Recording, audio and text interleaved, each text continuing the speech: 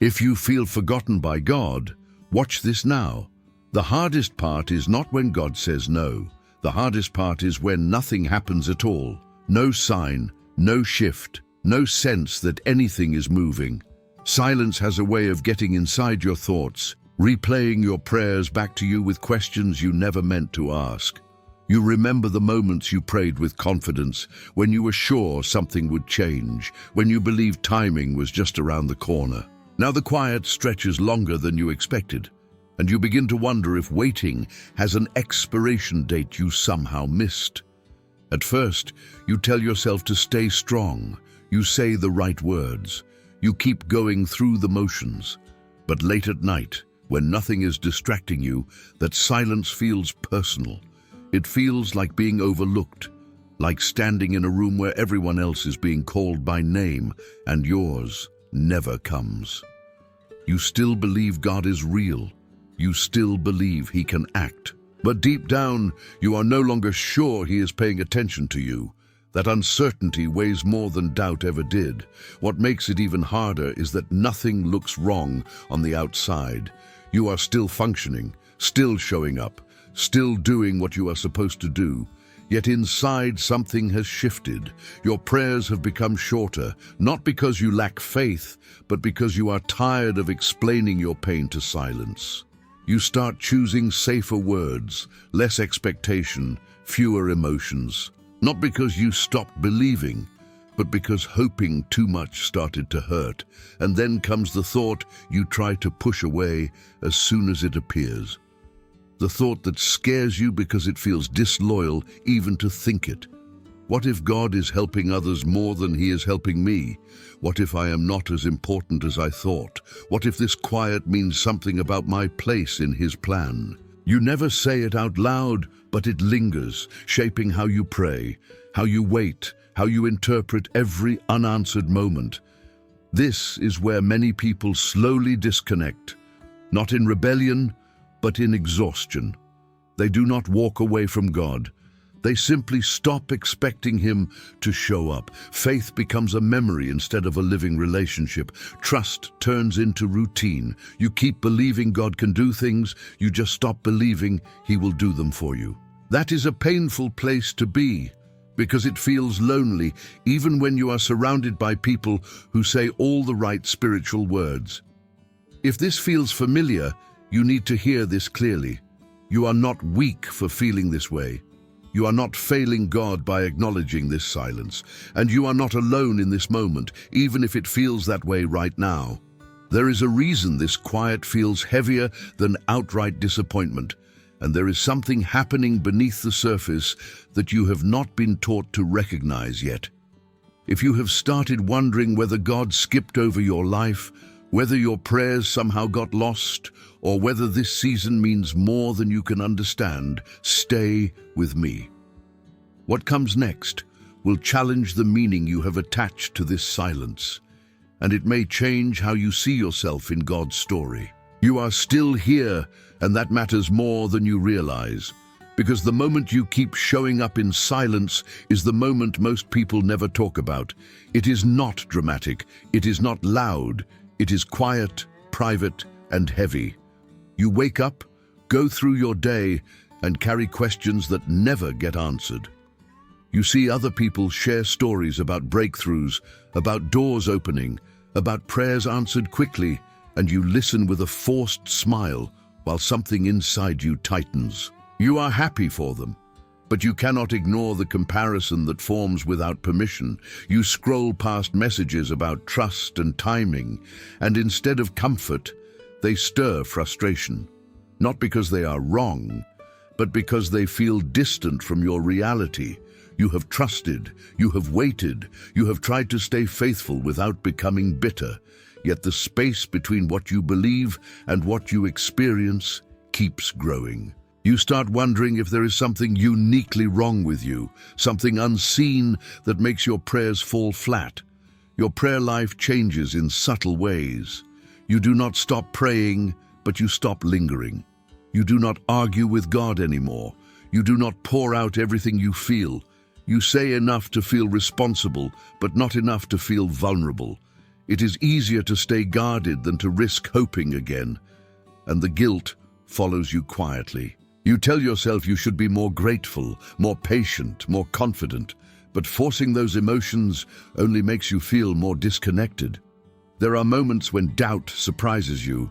Not loud doubt, not the kind that denies God, but the quiet kind that whispers questions when you are alone. Does God hear me the same way he hears others? Did I misunderstand his promises? Did I wait too long or ask for the wrong thing? These thoughts do not come because you lack faith. They come because you care deeply and you are tired of carrying uncertainty without reassurance. What hurts most is that you feel unseen in your waiting. People notice success, they notice change, they notice movement. Waiting does not get applause. Endurance does not get recognition. Faith that holds on without evidence often feels invisible, even to yourself. And when no one acknowledges the weight you are carrying, it becomes easy to believe that maybe God does not notice either. If this is where you are, listen carefully. Feeling this way does not mean you are drifting from God. It means you are honest. It means you are present. It means you are still engaged enough to wrestle instead of walk away. Many people leave quietly at this stage, not because they stop believing, but because believing without feedback feels unbearable. The fact that you are still listening right now says something important about your heart. There is a reason this emotional tension exists, and it is not punishment, rejection, or neglect. But before that becomes clear, you need to understand what silence actually is and what it is not. Because the meaning you attach to silence will either deepen your trust or slowly drain it. And that is where we need to go next. Silence feels empty, but it rarely is. Most people interpret silence as absence, as distance, as a sign that nothing is happening. But that conclusion is often built on emotion, not truth. When something truly matters, the work becomes quieter, not louder. The loud moments are for announcements. The quiet ones are for formation. And this is where many people misunderstand what is unfolding in their lives right now. Think about the moments when precision is required, when focus is absolute, when one wrong move could compromise everything. Those moments are not chaotic, they are controlled, they are still. They demand attention without distraction. In the same way, God's silence is often not a withdrawal, but a narrowing of focus. Not distance, but intentionality. Noise is for crowds. Silence is for what is being shaped carefully. The problem is that we are conditioned to measure meaning by visibility. If we do not see progress, we assume stagnation. If we do not hear confirmation, we assume disinterest. But some of the most critical work happens beneath the surface, where it cannot be observed or explained in real time. Construction zones are quiet before foundations are poured. The absence of sound does not mean the absence of activity. It means preparation is underway. This reframing is uncomfortable because it removes easy reassurance. It asks you to trust what you cannot monitor. It challenges the habit of needing constant feedback to feel secure. Silence exposes what we rely on most, whether it is God himself or the emotional reinforcement that comes from visible results. And when that reinforcement disappears, it can feel like abandonment, even when it is not. There is also something deeply personal about silence. If God were indifferent, he would not require this level of restraint. Indifference is careless, silence is deliberate. It holds space for something that cannot be rushed without damage. And while that does not remove the pain of waiting, it changes its meaning. Waiting is no longer wasted time. It becomes active participation in something unfinished. This is where many people struggle.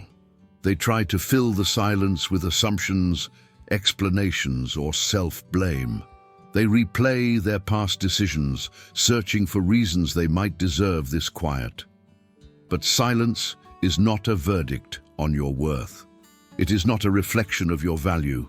It is not evidence that you have been set aside. It is a season that demands a different kind of listening. If you interpret silence as rejection, you will pull away. If you interpret it as focus, you will stay present. And staying present, even without clarity, is where transformation quietly begins. But this understanding alone is not enough, because there is another belief operating beneath the surface that needs to be confronted. One that shapes how you define being remembered by God, often without you realizing it. And until that belief is challenged, silence will continue to feel like loss instead of preparation. Somewhere along the way, a quiet belief takes root. The belief that being remembered by God must look like visible progress, like answers that arrive on time, like change that others can see and validate. Without realizing it, you start measuring God's attention by outcomes. If something moves forward, you assume God is involved. If nothing changes, you assume you have been overlooked. This belief feels logical, but it is incomplete, and it quietly distorts how you interpret your season. The truth is that what looks like being forgotten often hides the deepest kind of involvement. In the patterns of Scripture, the people whose lives carried the most weight often spent long stretches appearing unnoticed, not because they were unimportant, but because what they were carrying required depth before display. Visibility came later, formation came first, and the order was never negotiable. We tend to associate remembrance with speed. If God remembers you, things should move faster. If He is paying attention, doors should open sooner. But speed is rarely a sign of care.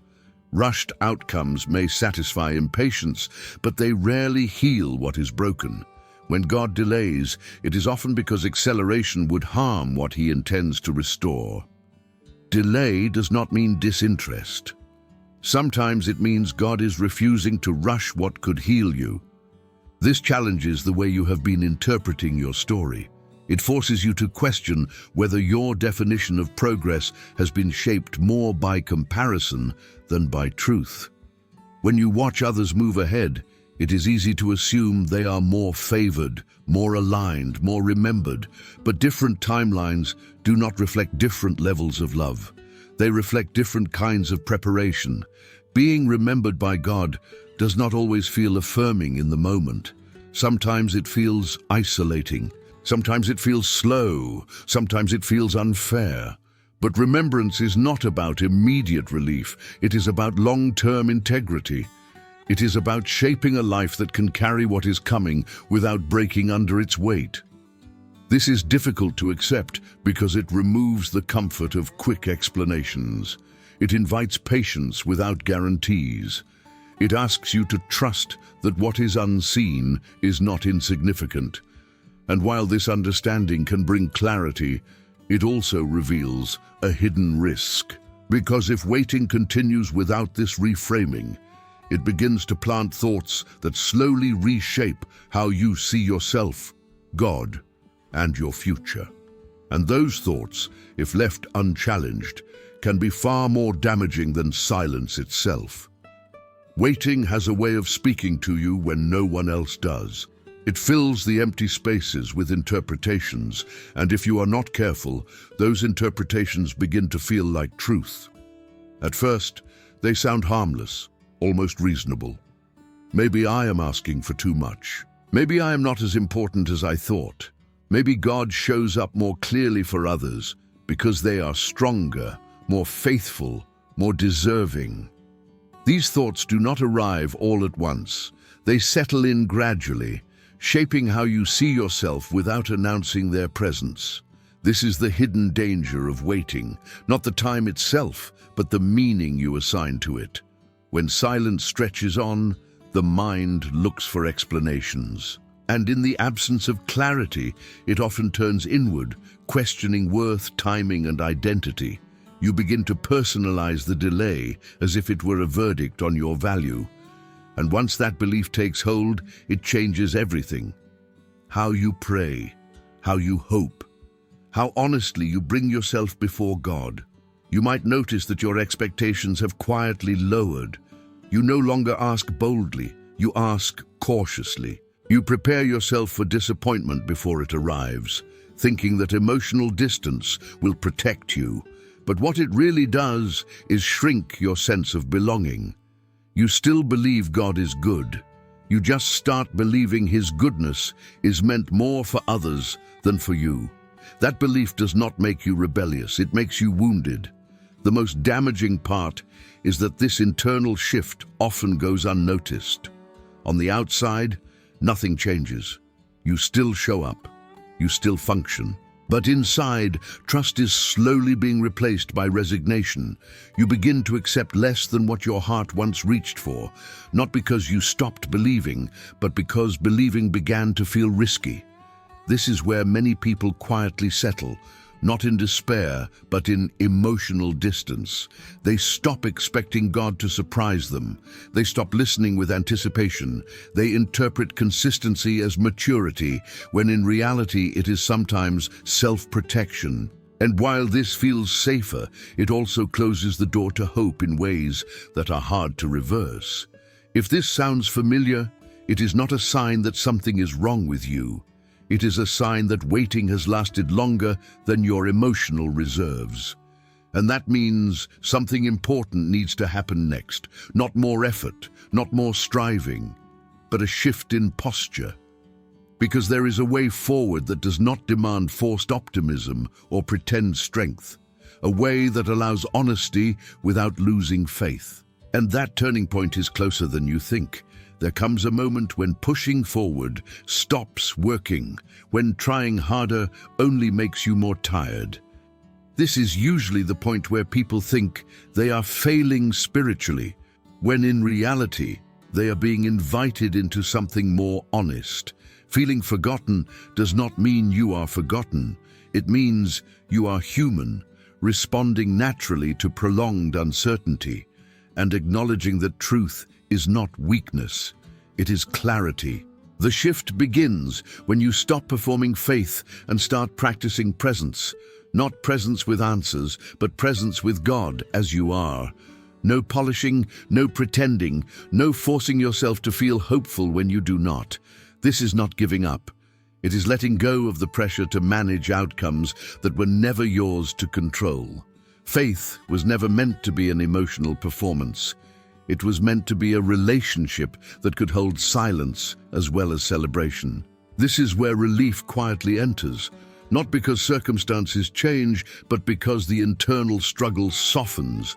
You stop measuring every day by progress. You stop interpreting every delay as failure.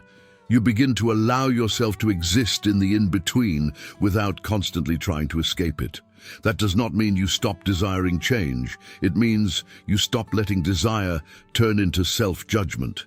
Presence looks simple, but it is demanding in a different way. It requires honesty without despair. It asks you to bring your disappointment to God without disguising it as maturity. It invites you to stay, even when you do not understand what staying will produce. This kind of faith does not feel impressive. It feels quiet, but it is resilient in ways that forced optimism never is. As this posture settles in, something shifts beneath the surface. You begin to notice that God feels less like a distant judge and more like a steady companion. The silence no longer feels like abandonment. It feels shared, and that changes how you wait. You are no longer waiting alone. You are waiting with God, even if He has not explained what comes next. This is not the end of the struggle, but it is a turning point. From here, the waiting becomes less about endurance and more about trust. And trust, when it is real, eventually finds its voice, not in answers, but in surrender. And that is where the heart finds words again, even when circumstances remain the same. God, we come to you without pretending we are stronger than we are. We are here with the questions we never say out loud, with the disappointment we tried to manage on our own, with the exhaustion that comes from waiting longer than we thought we could. We admit that the silence has hurt us, not because we stopped believing in you, but because we wanted to feel close to you and did not know how. We release the blame we placed on ourselves. The quiet accusations that said we were overlooked, forgotten, or less important. We let go of the need to explain what is happening or to justify why it feels so heavy. We bring you our uncertainty without trying to fix it first. We trust that you can hold it even when we cannot. We are still here, still believing even when belief feels fragile, still showing up even when hope feels thin. We choose to trust you, not because everything makes sense, but because you are steady when everything else feels unclear. Teach us how to wait without closing our hearts. Teach us how to rest in your presence without demanding answers. If we have learned to protect ourselves by expecting less, help us to gently unlearn that habit. Restore our confidence without rushing our healing. Remind us that silence is not absence and that waiting is not wasted when you are near. We do not ask you to hurry. We ask you to stay with us in this season and help us recognize your closeness, even in quiet moments. We place our lives back in your hands, not with certainty, but with trust. And for today, that is enough. If this moment felt personal, it is because you are not alone in it. There are others walking through quiet seasons, carrying questions they do not know how to voice, choosing to stay even when leaving would be easier. Connection matters in these moments, not as noise, but as reminder. A reminder that faith does not have to be loud to be real, and waiting does not have to be lonely. If these words helped you put language to what you have been carrying, stay close. Not out of obligation, but because consistency creates space for healing. You do not need to rush your process or pretend you are further along than you are. Growth happens through presence, through returning, through allowing truth to unfold over time. If you are still here, still listening, still choosing not to give up, let that choice be acknowledged. You can type, "I'm still here," as a quiet declaration, not for anyone else, but for yourself. A simple marker of endurance, a sign that even in silence, you have not disappeared. This season will not define you by what it withheld, but by what it shaped within you. And you do not have to walk it alone.